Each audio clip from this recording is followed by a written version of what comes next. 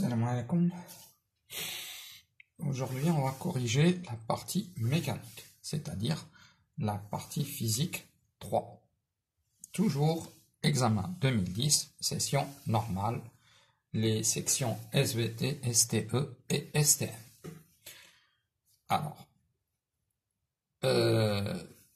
certaines parties de la mécanique n'ont pas été faites, je le comprends, mais il y a quand même un problème. Le sujet comporte toujours de la mécanique.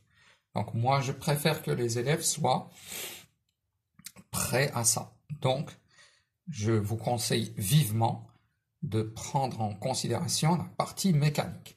Au moins le début. Donc c'est les lois de Newton et leur application. Donc, on commence.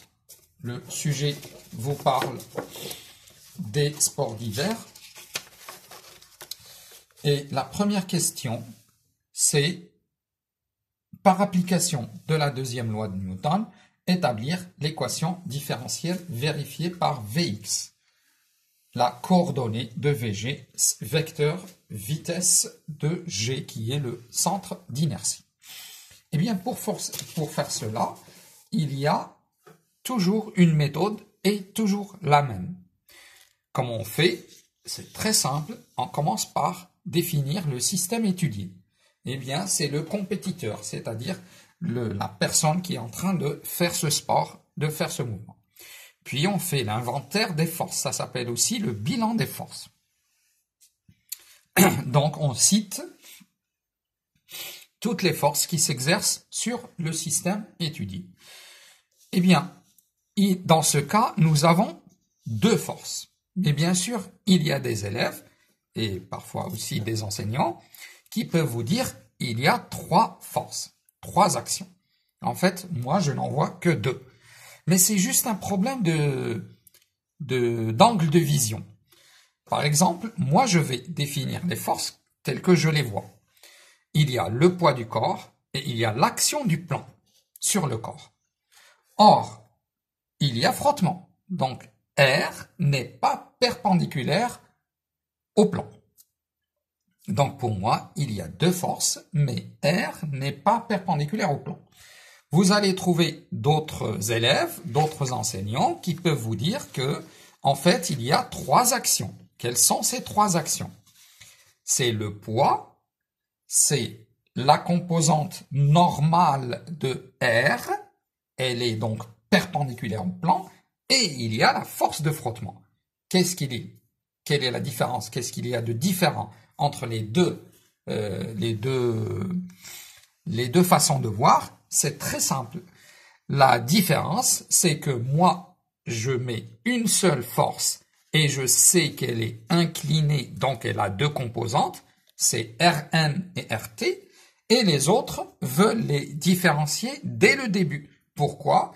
Pour faciliter un petit peu le travail, parce que les élèves ont vu dans le texte qu'il y avait une force de frottement petit f. Donc ils vont leur faciliter le travail en leur disant que en fait les travaux, les forces sont P, Rn et F. Et ça c'est correct, ce n'est pas faux.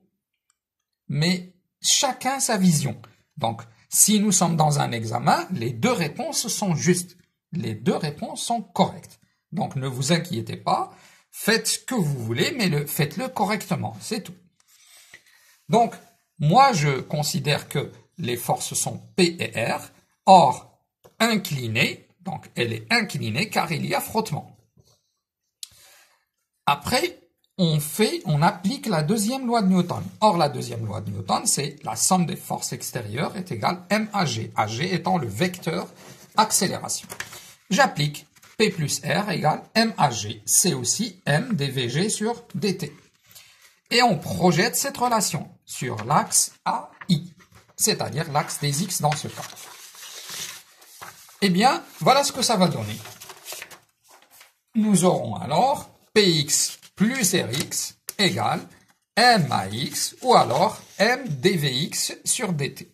Bien sûr, je n'écris plus G pour plus de facilité, c'est tout. Mais c'est toujours le centre d'inertie pour lequel ces lois sont valables. Alors, projection de P, c'est des problèmes de géométrie. Faites-les, refaites-les, refaites-les, et vous n'aurez plus de problème. Eh bien, la projection Px, c'est P sinus alpha, avec un plus, c'est normal. La projection se fait dans le même sens que l'axe. Voilà où va commencer la différence entre les deux visions. Eh bien, Rx ici, c'est moins F. Moi, j'ai fait une projection de R. La projection de R, c'est F. Et comme elle est dans le sens opposé au mouvement, je veux dire à l'axe, eh bien, c'est moins F. Les autres, qu'est-ce qu'ils vont faire? Ils vont projeter Rn, ce qui va donner 0, et projeter F, ce qui va donner moins F. Donc, le résultat est exactement le même. Comme je cherche l'équation différentielle vérifiée par Vx, je ne garde que m dVx sur dt. Et là, je trouve dVx sur dt égale g sinus alpha moins f sur m. J'ai tout simplement divisé par m. Voilà donc l'équation différentielle vérifiée par Vx. Pourquoi je l'appelle différentielle? Parce qu'en fait, il n'y a qu'une seule fonction, et qui est Vx, ou ses dérivés. Donc, il n'y a pas la fonction Vx, il y a sa dérivée. Donc, les autres sont des constantes. F est constante, M est constante, alpha est constant, et G est constant. Donc, c'est une valeur. Donc, dVx sur dt égale G sin alpha moins F sur M. La courbe de Vx montre que c'est une droite. Vx en fonction du temps, c'est une droite. Et comme c'est une droite, elle s'écrit, on le sait des mathématiques, elle s'écrit de la forme axt plus quelque chose, plus quelque chose. Donc on peut rajouter plus Vx0, ça c'est vrai. Donc, eh bien si on dérive dVx sur dt, on trouve ax, c'est-à-dire cette pente. Et ax, c'est la pente de la droite.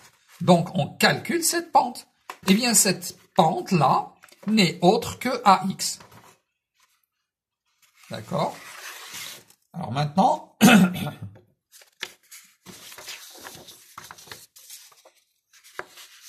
on vous dit, calculer l'accélération, eh bien, c'est 2 mètres secondes moins 2. C'est la pente. Maintenant, la question 3. La question 3, on vous dit en déduire f. Eh bien, c'est très simple. AG, c'est AX, puisque le mouvement se fait uniquement sur l'axe des X. Il n'y a pas de mouvement suivant un axe perpendiculaire. Le seul axe de mouvement suivant lequel il y a un mouvement, c'est AX. A, je veux dire AI. Donc, nous n'avons que AX. AG, c'est AX. dVx sur dt, donc dVg sur dt. Eh bien, nous savons que cette accélération, c'est g sin alpha moins f. Eh bien, on en tire f. F est donc égal m g sin alpha moins ag. Nous avons g, nous avons alpha, nous avons ag. Nous avons ag, donc, et nous avons m. On calcule f. C'est 240 newtons. Puisque l'accélération est, donc là, la question 4, écrire l'équation horaire de x. Donc, quand nous avons une accélération nulle, on dit que le mouvement est uniforme. Quand nous avons une accélération non nulle et constante, on dit que le mouvement est uniformément varié. Donc, AX, AX qui est AG, c'est une constante, donc le mouvement est rectiligne uniformément varié. Et un mouvement uniformément varié a une équation horaire qui s'écrit sous la forme x égale 1 demi AGT carré plus VG0T plus x0. Quand vous mettez t égale à 0, vous avez xg, c'est x0. C'est donc le point, ça c'est l'abscisse de g lorsque t est égal à 0. Qu'est-ce que c'est que ce VG0? C'est la vitesse à l'instant t égale à 0. Donc, VG0, c'est VG lorsque t est égal à 0. Et ceci est nul. X0, c'est XG lorsque t est égal à 0. Et ça aussi, c'est nul, d'après les données. Puisque le compétiteur commence d'un point où sa vitesse est nulle, et il commence au point A qui est d'abscisse nulle. Donc on trouve xg est égal à 1 demi AG t carré. Or AG est égal, donc on simplifie et on a xg égale t carré. Voilà donc l'équation horaire. Après on vous demande de déterminer la vitesse, ou plutôt la distance AB. Au point A, xg c'est 0. Au point B, c'est xb. Donc xb est égal, et bien sûr xa est égal à 0. Donc vg c'est ag fois t. Donc on en tire tb, vgb au point B, c'est ag tb, et xb c'est, et on va en tirer b et l'utiliser dans l'autre équation. Donc vous avez tb est égal vb sur ag, et comme l'autre c'est xb moins xa, xa c'est nul, donc c'est xb, 1 demi ag, vb sur ag, le tout carré, c'est tb carré. Et le résultat est là. xb moins xa, c'est ab, c'est la distance ab. C'est 1 demi vb carré sur ag. vb, c'est une vitesse que l'on a calculée, qu'on peut calculer. Donc, si on a l'instant tb. Donc, la vitesse, on vous donne la vitesse au point B et vous avez déjà ag. Donc, le calcul est très simple. Et vous avez 196 mètres. Alors maintenant, la partie de la chute. Lors de la chute, le compétiteur est soumis à une force unique. La seule force, c'est P. Pourquoi? Parce qu'en fait, on a négligé deux actions.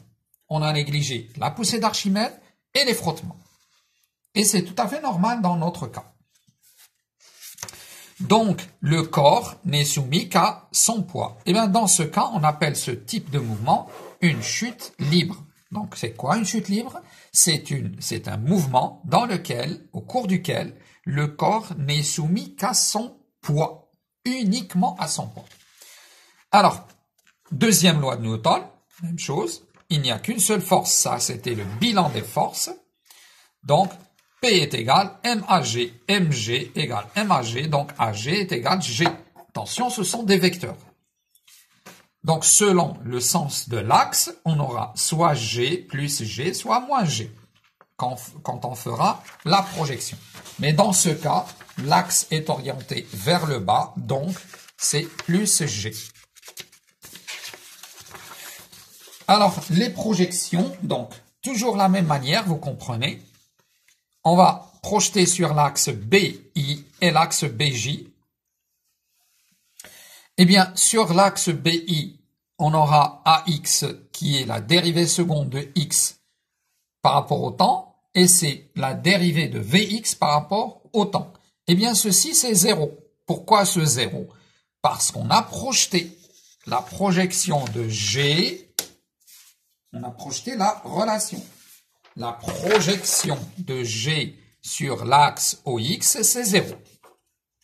Et sur l'axe BY, c'est tout simplement G, puisque les deux ont le même sens. L'axe et le vecteur G. Donc, c'est plus G. AY, c'est la dérivée seconde de Y, et c'est aussi la dérivée première de VY. Et on aura les équations différentielles. Je vous donne là les 4, mais bien sûr, dans l'exercice, on ne vous demande qu'un seul cas. Donc, alors, on ne vous demande même pas les équations différentielles vérifiées, ni par x, ni par y, ni par vx, ni par vy. Mais quand même, ce sont des questions très probables dans un examen. Donc voilà, je vous les montre. Donc ça, c'est l'équation différentielle vérifiée par x. Ça, c'est l'équation différentielle vérifiée par y. Ça, c'est l'équation différentielle vérifiée par vx. Et ça, c'est l'équation différentielle vérifiée par vy. Vous voyez que dans une même écriture, je peux donner les équations différentielles des différentes grandeurs. Eh bien, x, d'après ça, puisque c'est 0, donc on passe à la primitive, on sait comment le faire. Donc c'est VBX T plus XB. Donc Y est égal, puisque c'est une constante, eh bien c'est plus, c'est 1 demi gt carré, vous comprenez, accélération constante, accélération nulle. Accélération nulle, mouvement rectiligne, accélération constante, mouvement rectiligne uniformément varié. Mouvement rectiligne uniforme. Mouvement rectiligne uniformément varié.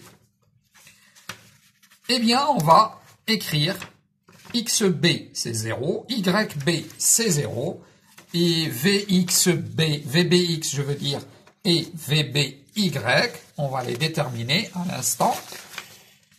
VBX c'est la projection de VB sur l'axe B, je pense, BX c'est ça, et VBY c'est la projection de VB sur l'axe BY.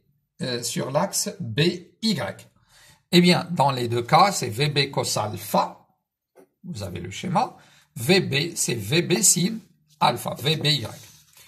Maintenant, on écrit X égale VBX, c'est-à-dire VB cos alpha fois T.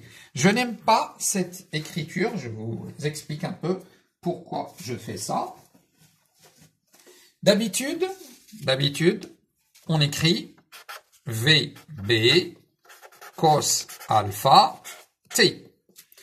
Eh bien, si j'écris ça, il y a possibilité que les élèves confondent T et alpha. Je veux dire, par confondent, ils les prennent ensemble, c'est-à-dire comme si alpha et T étaient comme ça, ce qui est faux. Donc, vous avez une façon simple de l'écrire, c'est VB cos alpha, vous mettez vos parenthèses, et T. Et ça, c'est tout à fait correct. Je préfère, moi, déplacer le T vers VB, ce qui me laisse libre d'écrire cos alpha sans les parenthèses. Donc, les deux sont corrects. Écrivez comme vous voulez. C'est bon? Donc, voilà.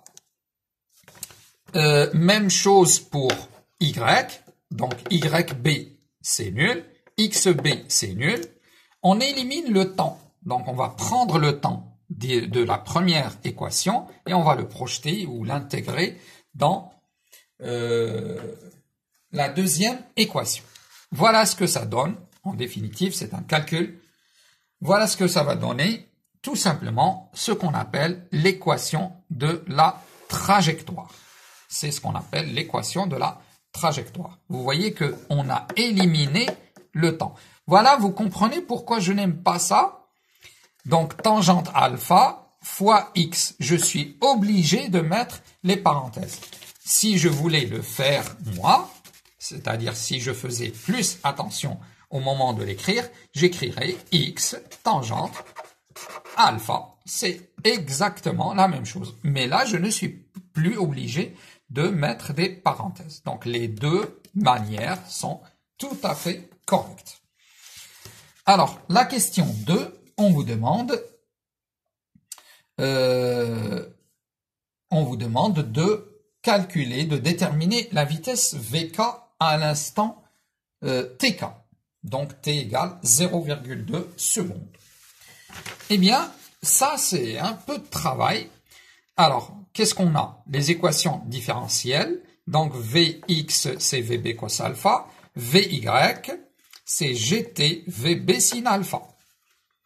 Donc, les primitives, si vous voulez, ou les solutions des équations différentielles vérifiées par Vx et Vy. Donc, Vkx, c'est Vb cos alpha, c'est-à-dire au point K. Quel que soit le point K, Vx ne change pas. Vb, c'est une constante et alpha, c'est une constante. Par contre, Vy change puisque ça varie en fonction du temps. Eh bien, Vky, c'est Gtk plus V sin alpha. Donc, si nous avons Tk, eh bien, nous avons tout. Et c'est ce que je fais. Donc, qu'est-ce que c'est que Vk? C'est la racine carrée des carrés des deux composantes, c'est-à-dire Vkx carré plus Vky carré.